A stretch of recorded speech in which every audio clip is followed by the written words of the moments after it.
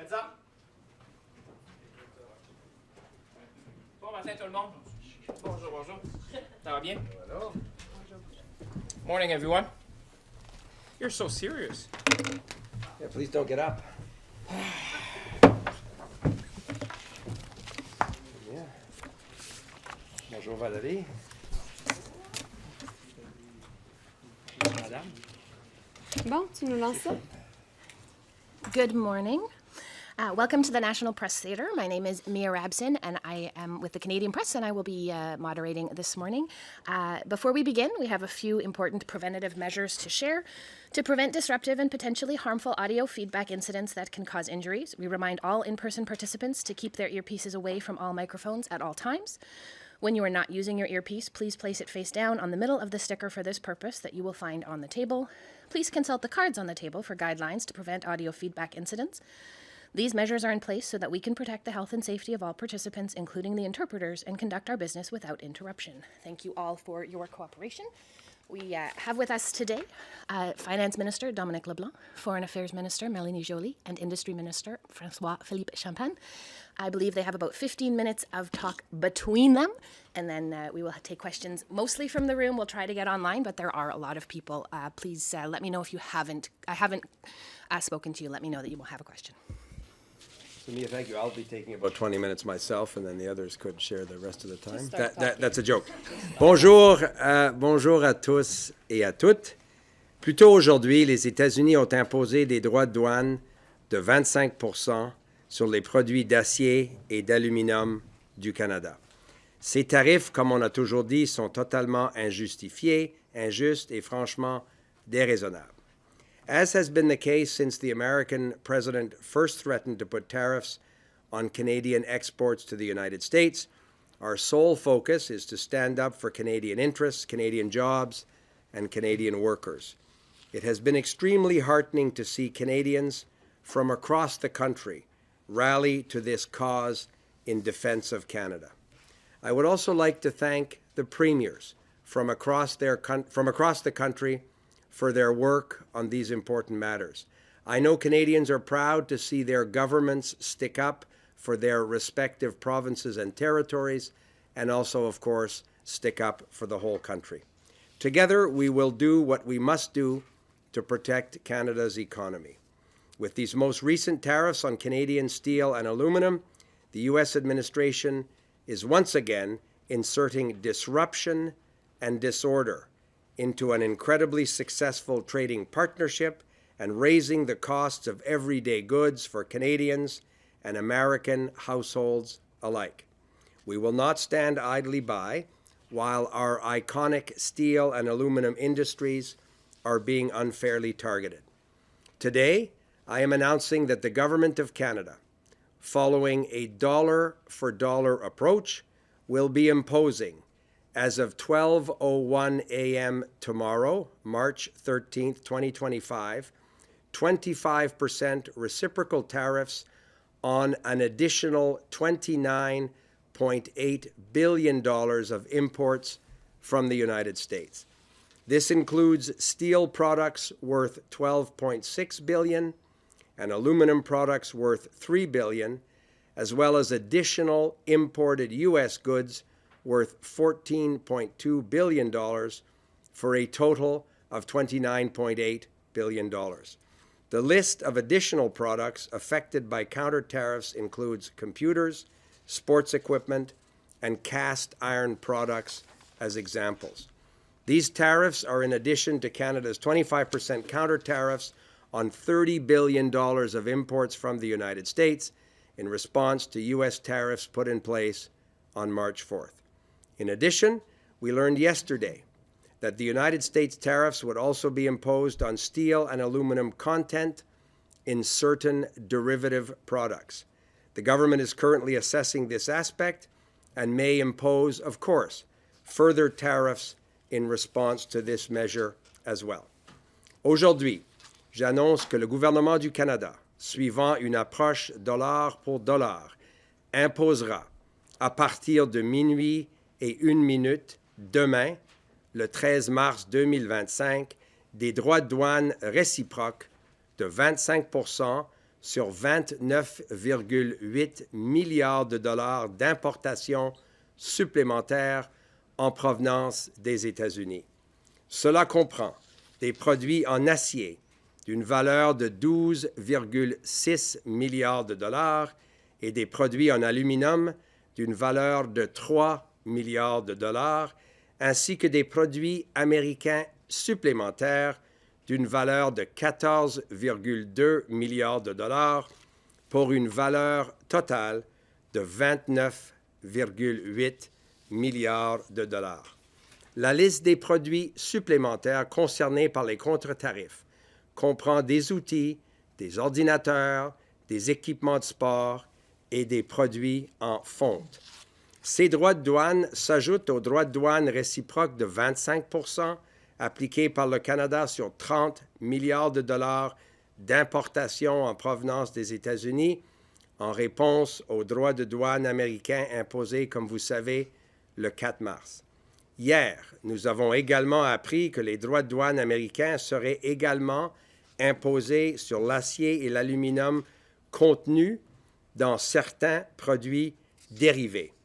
Le gouvernement évalue actuellement cet aspect et pourra imposer évidemment d'autres contre-tarifs en réponse.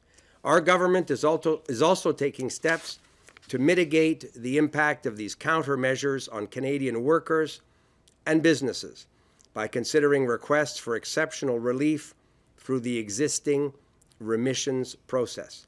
We understand that these are challenging, uncertain times for Canadian businesses and Canadian workers. That's why we've deployed measures to support workers and businesses.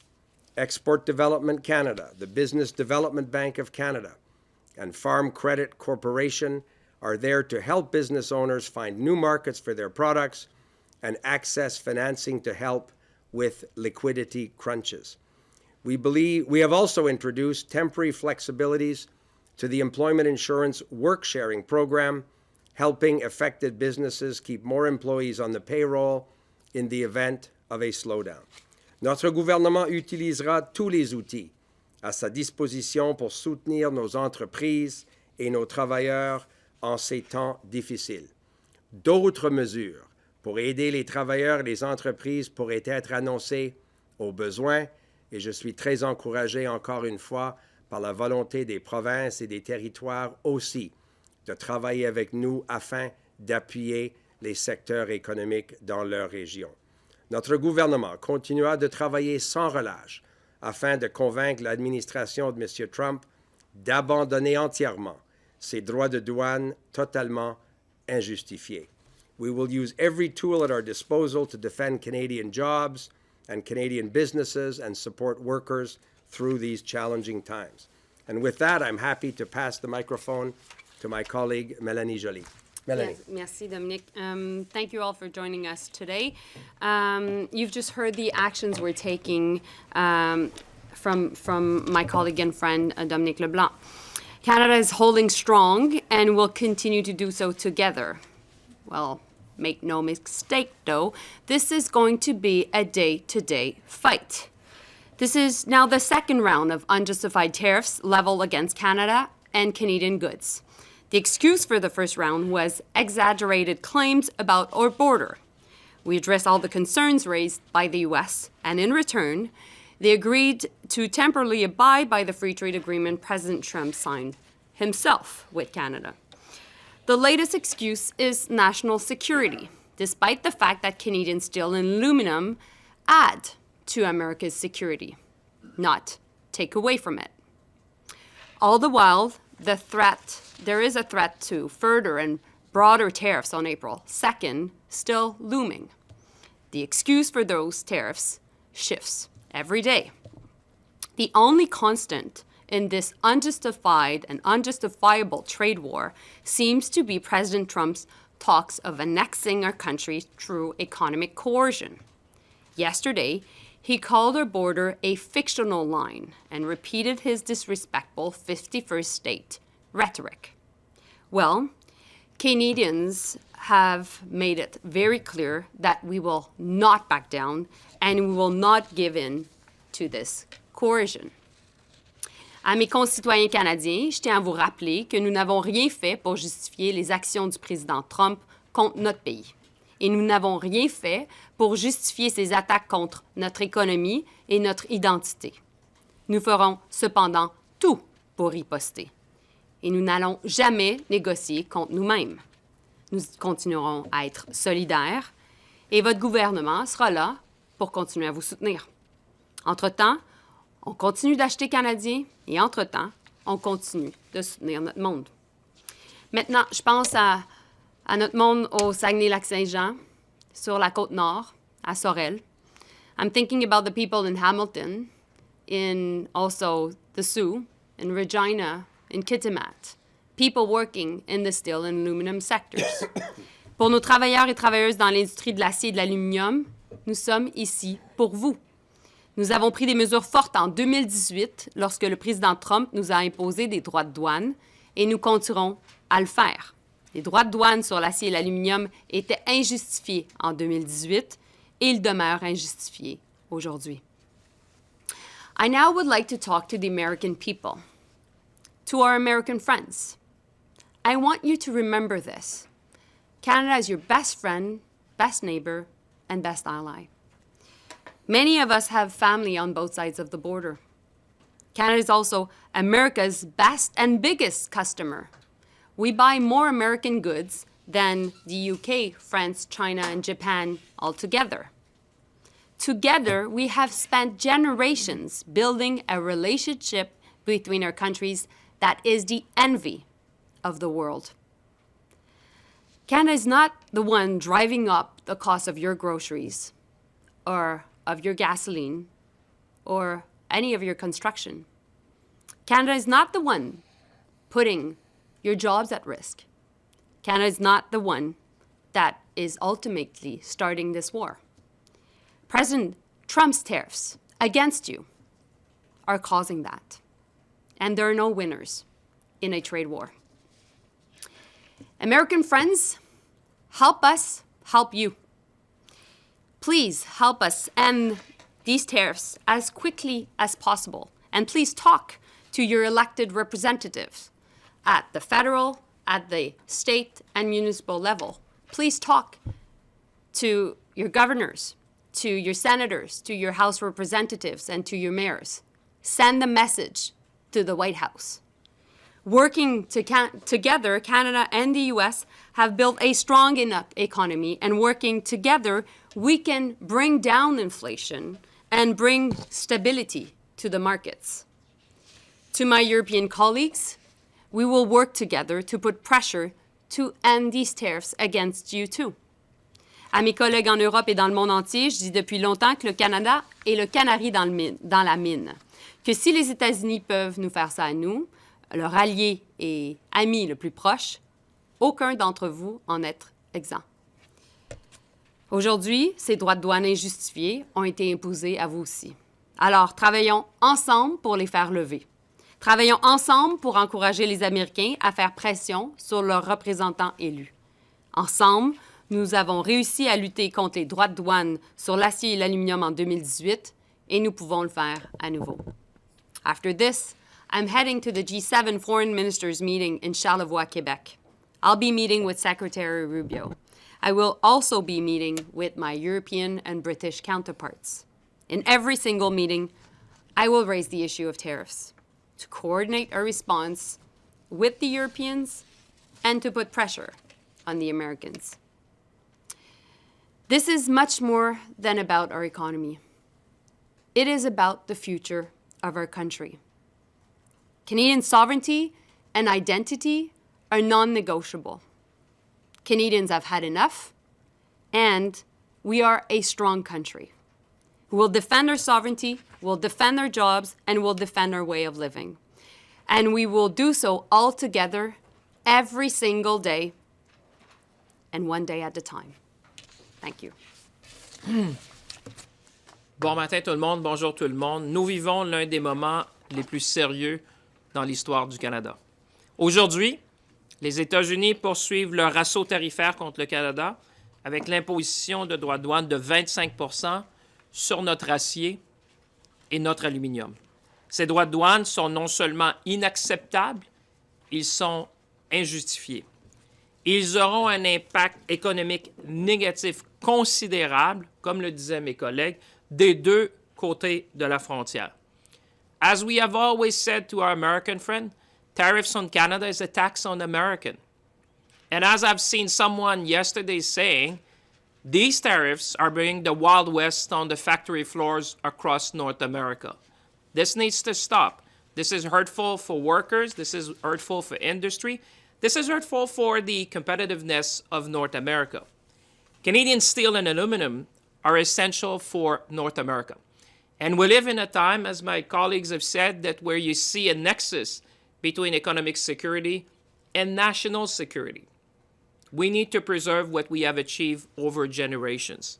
From energy to defense, to automotive, shipbuilding, and countless other sectors of our economy, Canadian steel and aluminum fuel North American supply chains. Actually, I was with the association representing aluminum. So one job in the United States, one job in Canada in the primary aluminum sector support 13 jobs in the United States. That's the ratio 1 to 13. This is how integrated we are when it comes to steel and aluminum in North America. But let's be clear. This is more than just about supply chains and big industry. This is about people. This is about our workers. This is about families and community all across this country and across the United States. They are the ones paying the price. This uncertainty is creating anxiety across North America, and we need to work together to stop that. Les secteurs de l'acier et de l'aluminium représentent plus de 150 000 travailleurs partout au Canada. Chaque jour, ces travailleurs aident à bâtir notre grand pays. C'est pourquoi aujourd'hui, devant ces tarifs injustifiés, on réplique avec des contre-mesures robustes, comme l'a indiqué mon collègue, le ministre LeBlanc. Ces tarifs vont avoir un impact direct sur les différents secteurs de l'économie des deux côtés de la frontière. That's why today we're hitting back against these unjustified U.S. tariffs. We're not alone in doing that, as Minister Joly said. The European Union has reacted. Our friends and allies in Japan have reacted. The world is reacting against these unjustified tariffs. But let me be clear. This is not something that we want to do. This is not something that we like to do. But it's something that, unfortunately, we are being forced to do in order to protect our way of living in this country and to protect North America. Make no mistake, today's decision by the U.S. will increase costs for consumers. Mr. Joly was right. When you're talking to our American friends, we need to make them clear. This is going to increase the price of construction. This is going to increase the price of car. This is going to increase the price in the defense industry. It will put thousands of jobs at risk, and I would add unnecessarily. And it will weaken North America's economic and national security. My dear friends, whether you're in Canada or in the United States, we cannot let uncertainty become the new certainty in North America. That cannot stand. That will make us less competitive. That's going to weaken us, and that's going to affect our economic security and ultimately our national security. Ce climat d'incertitude doit évidemment cesser. Et ce n'est pas seulement moi qui le dis, mais je vous invite à regarder les déclarations du PDG de Ford, du PDG d'Alcoa récemment, qui a parlé de chaos et de coûts à l'intérieur de différents secteurs de l'industrie. Demandez aux gouverneurs, aux maires, aux associations d'affaires au sud de la frontière, demandez à Wall Street, regardez l'impact des marchés financiers. Les marchés ont parlé, les tarifs vont faire mal à l'économie américaine. As we have always said, we will continue to stand up for Canada by supporting and defending our workers and our industries, and I would say our way of living as Canadian. But we also need to change our attitude. We need to change our posture, and we need to change our way of doing things in this country. This needs to be more than just a moment.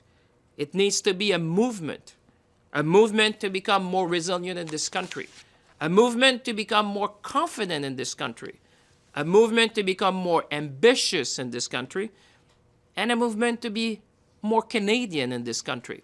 There's many ways for us to do that. I've said many times to Canadians, the best way to do that, the biggest power we have is our purchasing power. As my colleague have said, we can start to buy local. We can buy Canadian. Because after all, we're the largest customer to the United States of America. We will diversify our industry, we will diversify our exports, but we can also choose to buy local. That's going to make a difference to the small and medium-sized business across our country.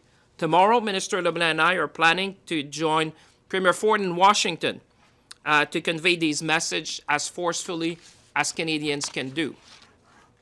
In conclusion, let's stop with this tariff nonsense. And let's work together to make North America more competitive, more innovative, and more resilient.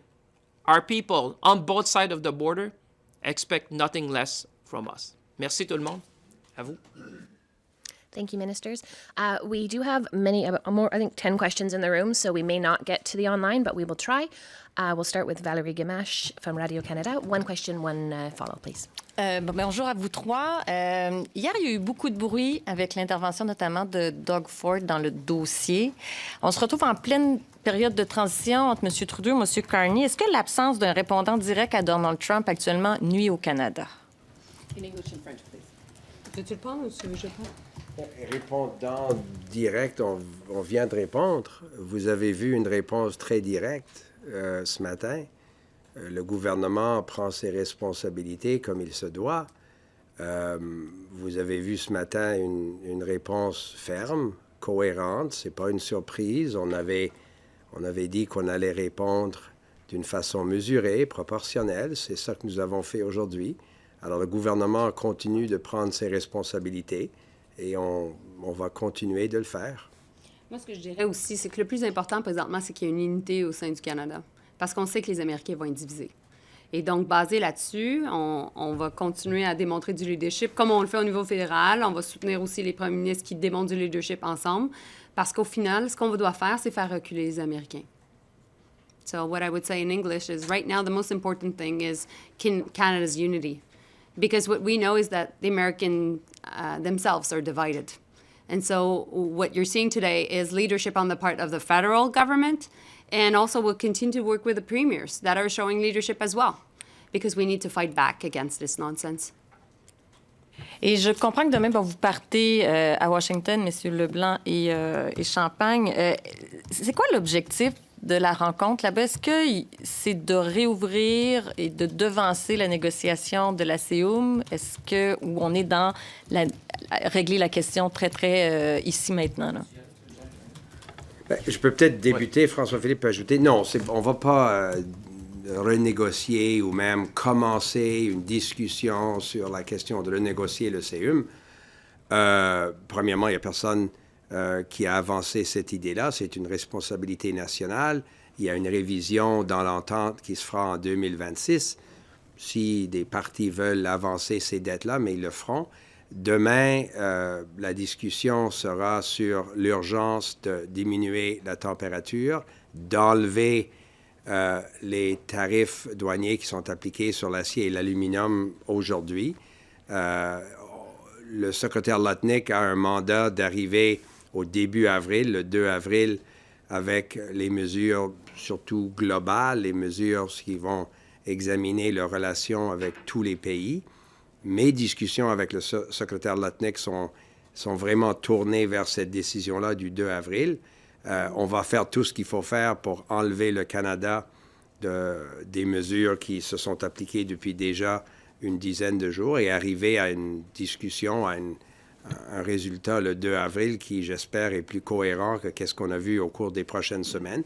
Alors, ce sera ça l'objectif de nos discussions et on sera évidemment prêt à retourner la semaine prochaine. On est toujours prêt à travailler avec le gouvernement de M. Trump sur l'objectif d'enlever les tarifs douaniers qui s'appliquent injustement à l'économie du Canada. Non, je vous dirais, c'est... So sure, in English, and then François-Philippe can add, the discussion tomorrow, it's not about renegotiating the USMCA. That is not the purpose of the conversation tomorrow. The conversation tomorrow will be what can we do to deal with this completely unjustified application of tariffs to steel and aluminum from Canada that came into effect today. The, again, unjustified decision of March 4th. As you know, certain products that are compliant with the agreement were exempted until April 2nd.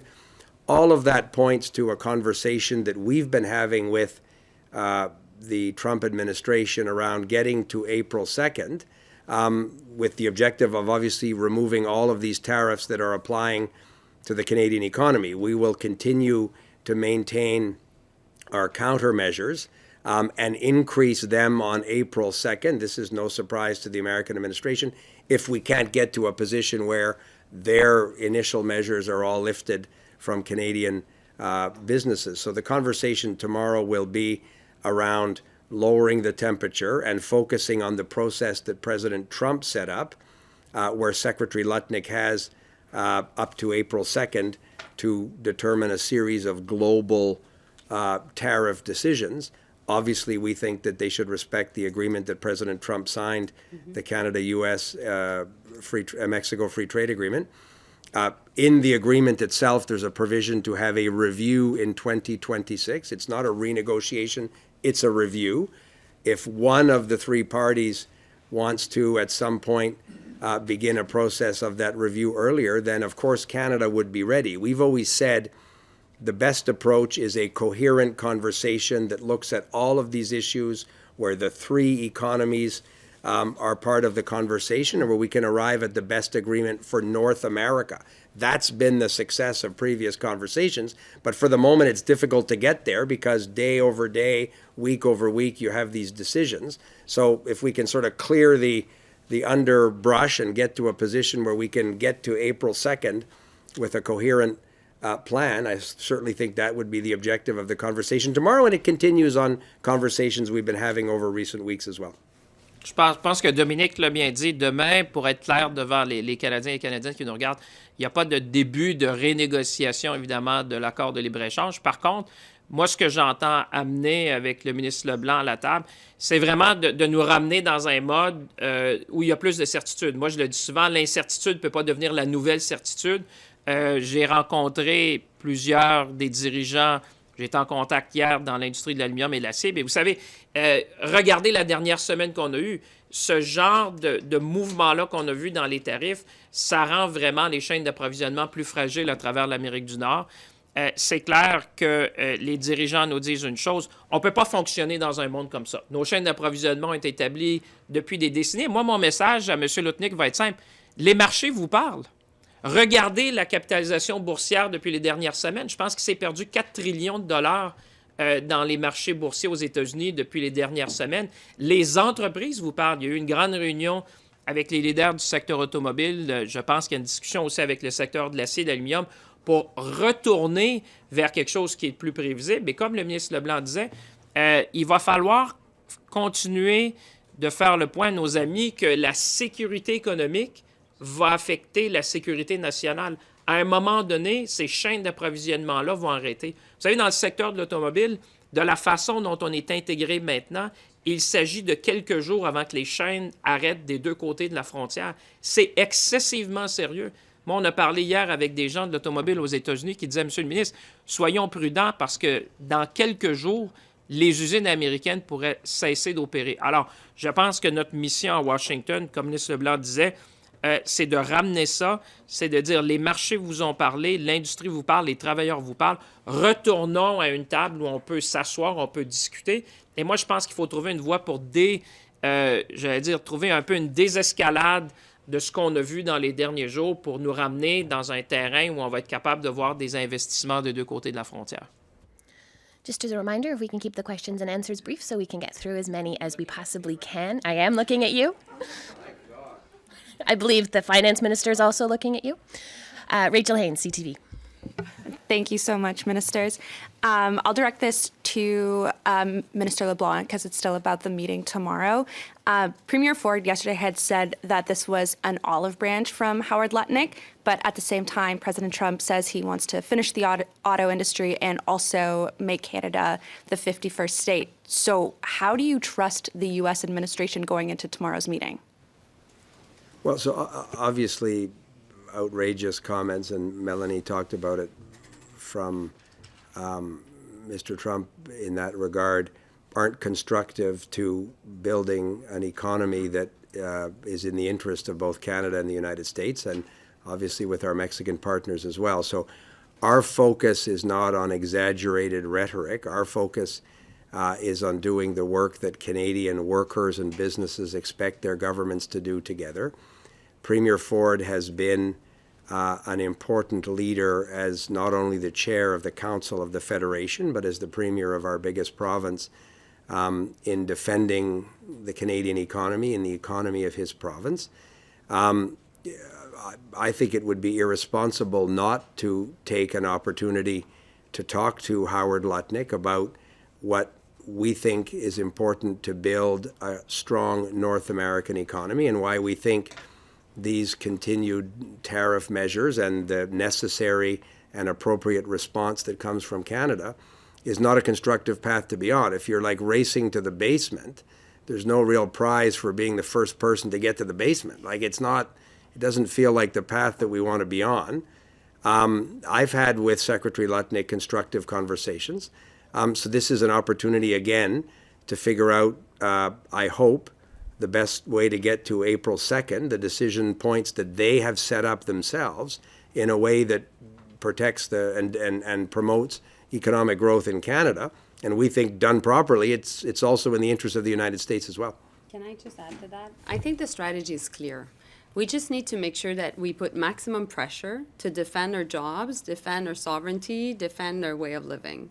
But meanwhile, as a team negotiating, we need to find off-ramps. And it is just the right thing to do. So we'll do both. That conversation with Howard Lutnick is important. The ones we have, and I'll have with Secretary Rubio as well.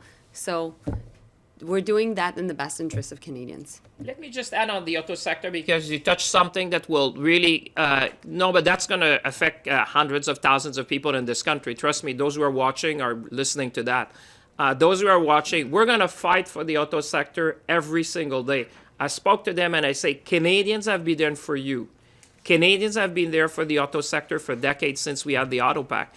And these companies, most of them, have long-standing commitments to this country.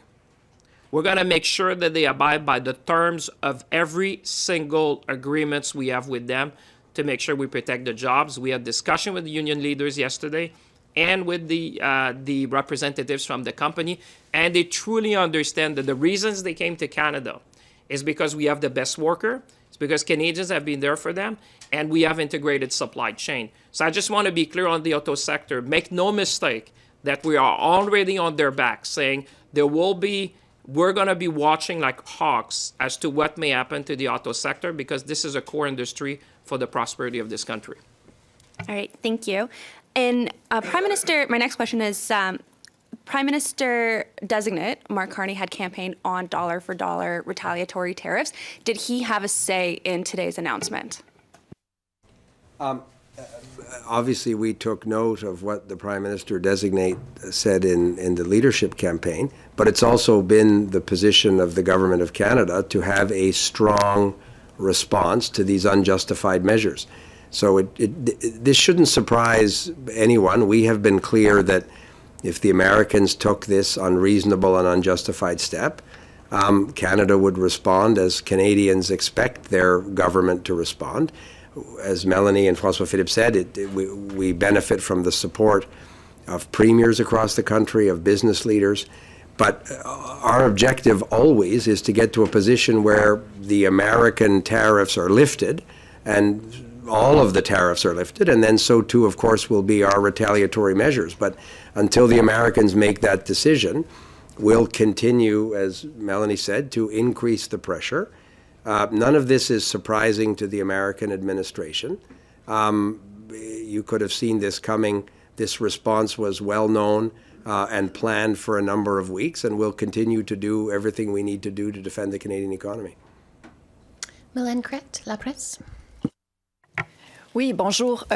Monsieur Champagne, je vous ai entendu dire que vous alliez défendre l'industrie automobile qui est surtout basée en Ontario. Là. Il y a des craintes au Québec que le bois d'œuvre et l'industrie laitière ne seront pas défendus. Quelle garantie votre gouvernement peut donner aux Québécois là-dessus? Bien, on sera toujours là. Évidemment, je répondais parce que la question concernait le secteur d'automobile, mais c'est clair, on a été aussi en contact avec les secteurs clés de l'économie du Québec, c'est-à-dire l'aérospatiale, l'industrie forestière, évidemment. J'allais dire même de la question de la sécurité alimentaire est venue aussi dans nos discussions. Non, il faut être clair, on va être là à chaque tournant pour défendre. Puis les gens le savent parce qu'on a déjà joué, malheureusement, dans cet épisode-là. Vous savez, on s'est déjà tenu debout. L'industrie forestière, vous savez, je parlais à M. Chrétien, des enjeux dans le bois d'œuvre, on en a depuis plusieurs décennies, puis on a toujours gagné. Vous savez, c'est ça l'enjeu. Dans le bois d'œuvre, on a toujours gagné. Quand les règles du jeu sont claires, on gagne. On l'a vu récemment au hockey. Nous, ce qu'on veut rétablir avec le ministre LeBlanc puis avec la ministre Joly, c'est évidemment d'avoir des règles claires du jeu. Parce qu'une fois qu'on aura des règles qui sont claires, que ce soit dans les différents secteurs de l'économie, on pourra évidemment s'adapter, mais on pourra aussi gagner. Alors, c'est clair qu'on va être là pour défendre ces secteurs-là. Et ça va être des enjeux qu'on va certainement soulever dans la réunion avec le secrétaire Lotnick. Et vous parliez, Madame Joly, d'unité là, dans la réponse. Oh, oui. vous parliez dans votre réponse là, d'unité canadienne. Là, c'est important d'être unis dans notre réponse là, aux tarifs douaniers américains. Est-ce qu'il y a vraiment une unité quand Doug Ford semble faire cavalier seul, comme ça a été le cas hier? Je pense que, premièrement, aujourd'hui, on arrive avec une réponse forte, une réponse coordonnée au sein du gouvernement fédéral, une réponse qui a été travaillée aussi depuis quand même quelques semaines. On savait depuis quelques semaines que des tarifs sur l'acier et l'aluminium pouvaient être mis en place, donc on s'est préparé. Donc, comme le disait mon collègue LeBlanc, il n'y a pas de surprise. En même temps, ce que je pense que les premiers ministres et tout le monde au pays... ce qu'on fait présentement, c'est qu'on essaie de trouver quels sont nos leviers pour mettre de la pression, pour envoyer un message, pour faire réagir, premièrement, le peuple américain, qui est ultimement notre grand allié, pour mettre de la pression sur l'administration Trump. Et donc, dans ces circonstances-là, je pense qu'on peut démontrer qu'on a une réponse qui est forte et coordonnée, puis qu'on va faire reculer l'administration Trump. On est dans une bataille existentielle. Existentielle pour nos jobs, existentielle pour les familles qui dépendent de ces jobs et existentielle pour notre souveraineté. C'est pas juste une question économique, c'est ultimement l'avenir de notre pays qui est en jeu. Et donc, moi, je suis fière de la réponse canadienne de façon générale. Well, this is not only a threat to Canadian jobs, not only a threat to so many families that are supported by these jobs, it is an existential threat to our country. And we will fight for every single job, we'll fight for families, and we'll fight for who we are as a country, because this is not only about the economy, it is about the future of our country. David Aiken, Global.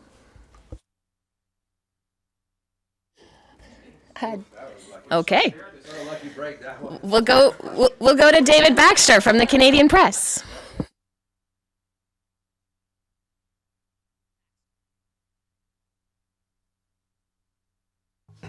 There we go. So we can actually get the interpretation on there.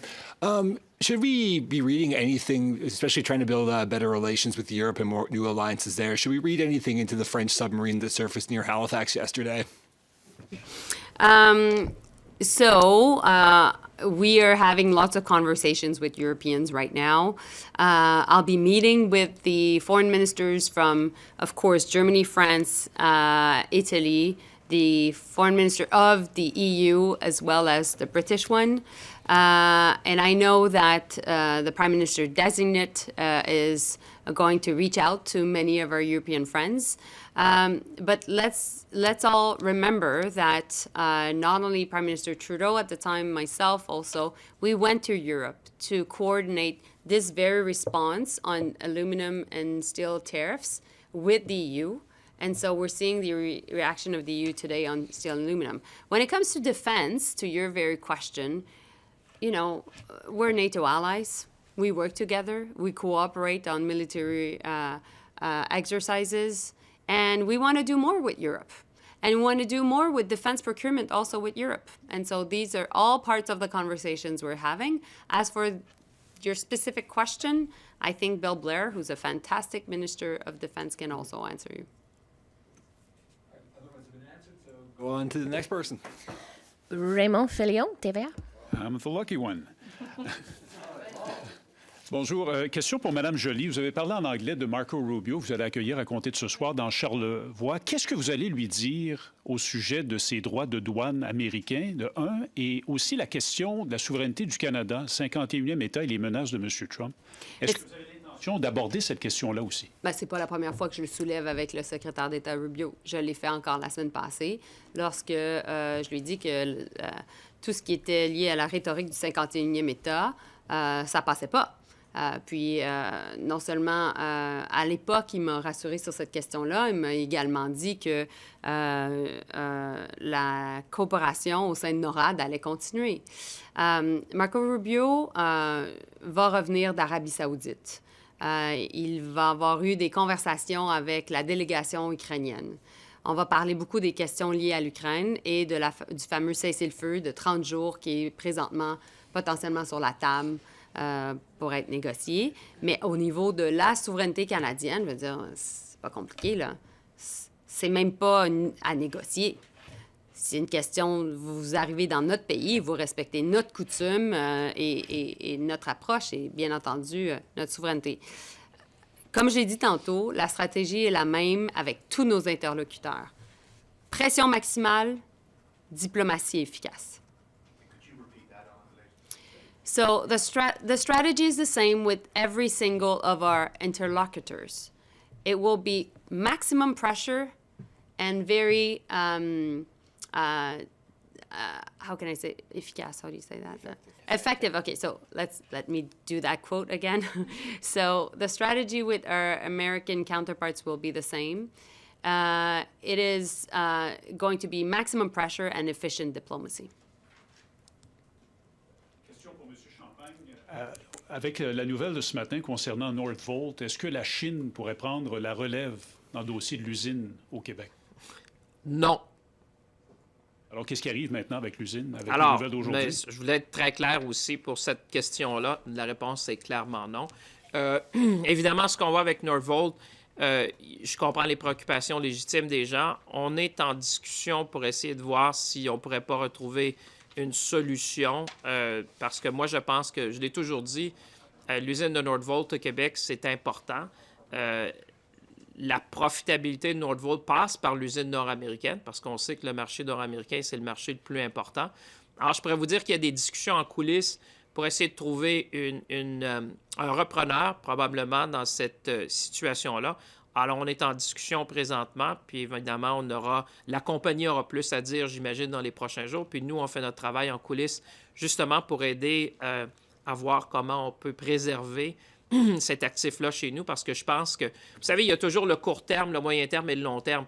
Il y a une situation financière à court terme, mais je pourrais vous dire, j'ai expliqué à nos amis européens, comme la ministre Joly le fait, comment c'était important, alors qu'on est en train de diversifier notre économie, d'avoir un partenariat transatlantique, d'avoir un manufacturier européen qui soit le leader dans le domaine des batteries. Moi, je pense que qu'ils aient choisi le Québec, qu'ils aient choisi le Canada pour servir le marché nord-américain, alors qu'on est justement dans une crise existentielle. Moi, je souhaite que cet investissement-là continue, puis je peux vous assurer qu'on y met l'effort pour essayer de trouver des partenaires pour continuer l'investissement. Dominic Charles, The Star. Clarification. Can you talk about the 30, let's round it up, 30 billion that you've announced today on top of the 30 billion previously? That's, I assume, part of that 155 billion overall package that Canada said it would target eventually, right? It's not an additional 30 on top of 155. Is that correct? That's right. Okay. So that's not my question. I just wanted that clarified. Oh, so well, let me answer. That's no, one that's question. Okay. That's just a clarification. Thanks. Okay. Mr. LeBlanc, what do you understand to be the incoming Prime Minister, Mr. Carney's, strategy to deal with Trump? You talked about your ideas, but I'd like, since you're his now finance minister and frontline person dealing with it, what can Canadians expect in the weeks ahead? So obviously, technically, the premise of your question is not accurate. Mr. Carney will be sworn in with his cabinet sometime in the coming days. So I just don't want to accept the premise of those questions, and I certainly don't want to speak for our new boss. I think Mr. Carney has been quite effective in saying to Canadians that the government, his government, needs to take a firm response, a strong response. Your colleague talked about his public comments around a dollar-for-dollar response to these tariffs, which is what we're doing today. But I have every confidence that he's exactly the right leader at this moment to continue to take a tough, responsible, proportionate position with respect to these unjustified American tariffs, but also to lead the Canadian economy to a position where these tariffs are lifted and we have a stronger economy that's less dependent on this obviously unpredictable context. Can I add to that? Yeah. I think Mr. Carney is a serious person, a serious man, and he'll engage only if there are serious talks. And as a follow-up then, you talked about the need to find off-ramps, and yet you also talked about the need for Canada to use its levers to exert maximum pressure. And given that energy is such a powerful lever, to what extent are you prepared to put tariffs on, export tariffs on energy? We've received that question at nearly every single press conference since we've been dealing with these threats of tariffs. No, but listen, Tanda, I'm answering your question. And we've said from the beginning that there were two things. First, everything was on the table. And second, we needed to keep strong Canadian unity in the face of Americans being divided. And so that will be our strategy going forward, and as it has been since the past weeks. Tana, may I say, this is negotiation 101. We've been negotiating quite a bit in this country. We know how to negotiate. When you get in a negotiation with the Trump administration, we've been in that movie before in the last Trump administration.